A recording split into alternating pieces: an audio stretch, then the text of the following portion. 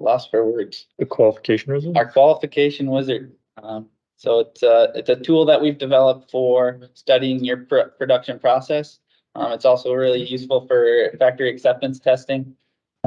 It basically takes the recipe that you've created and it simulates a production run. So you dump your parts in the hopper. The system starts from no parts on the platform, and you can continue to run it as many cycles as you'd like to collect production data. So how many parts are available per vibration?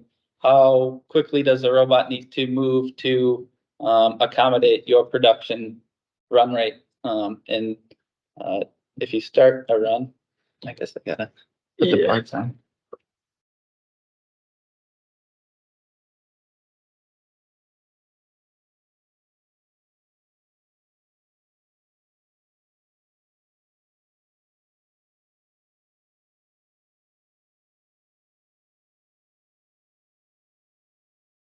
Yeah, so we can start a run, take an image, perform the vision, and then you'll see your good parts here.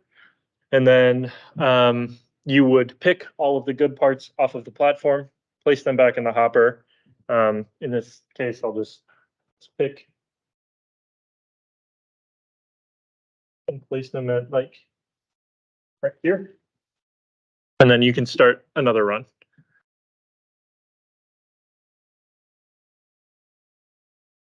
Obviously, the more runs you complete, the more accurate your data is going to be. If you have a robot in your application, you can have your robot picking from the platform instead of your hands. And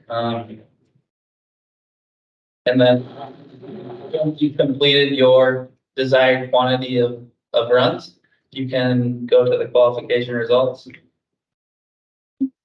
And you can adjust things like your robot cycle time if you weren't using a robot. You can adjust your anticipation percentage. I'll click on the little eye. I'm not entirely sure what we even mean by anticipation percentage.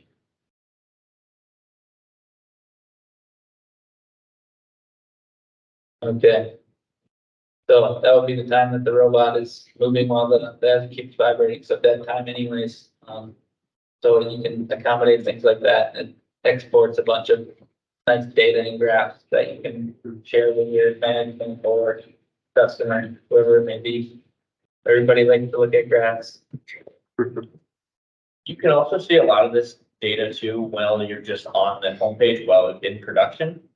So if you've been running production for an entire shift, you can see, okay, what's my average parts per cycle? What's the main reason that parts are failing? Stuff like that.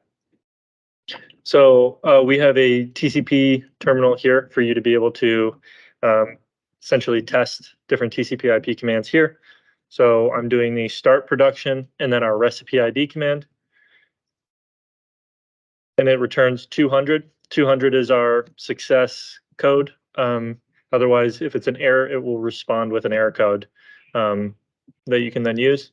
But then production, this is the production state. It'll show you the recipe that you're running. And then if we go back to the TCP terminal and we type in get part,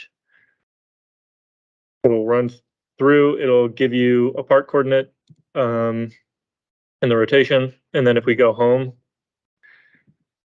it'll have results. Might take a second to load.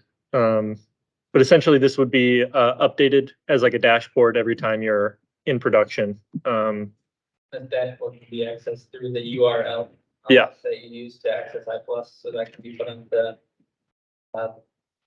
factory-facing HMI.